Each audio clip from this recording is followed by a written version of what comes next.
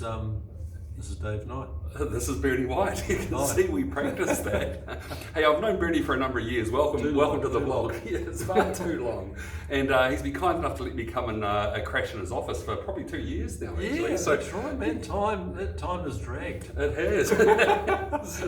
He's too kind. So the background that you've seen on the vlogs, that's been all thanks to Bernie. But one of the things when we find ourselves in the office together, we often find ourselves having philosophical conversations. And we just had a very quick one now, and I said, let's vlog it. After talking about music. Oh, it's about making the customer the centre of your world, hey? Yeah. I think it sounds like a good idea, but I don't know whether it's healthy in any relationship to put another person at the centre of your world. But I'm thinking of my own, my relationship with my wife, and well, you got to be whole yourself, right? So you can make a contribution. We're not subservient. Yeah, well, you use that word subservience, and I remember working with a large bank years ago where they had this real intensity about making the customer the centre of their world, and well, sometimes customers don't know what they want, and sometimes they're wrong, and I think it's better to put some purpose, some collective purpose, some thing that's important to both of you at the centre of a relationship. It might be the kids and the family in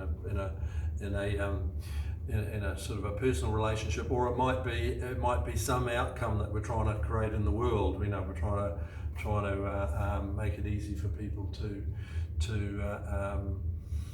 sustain themselves, or we're trying to connect people to one another or something. That's a far more important thing at the centre. Yeah, so I think the myth we want to debunk here, because we want to unteach people something, and we want to unteach them the customer is not always right.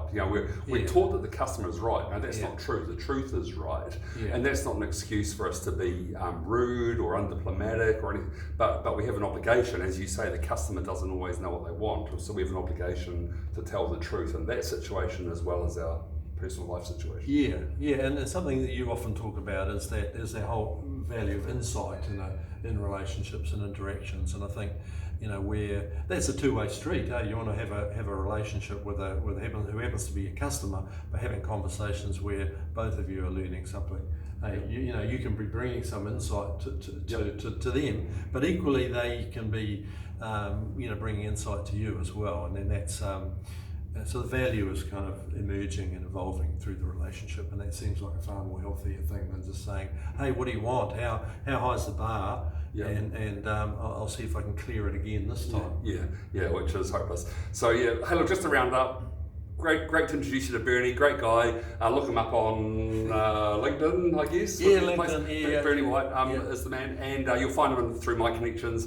Don't be subservient, don't be arrogant, don't be prideful either. But when you're dealing with customers and when you're dealing in any relationship, you enter as peers and you're trying to grow the relationship through sharing insights. So thanks, Bernie. Yeah, well put, Dave. See ya.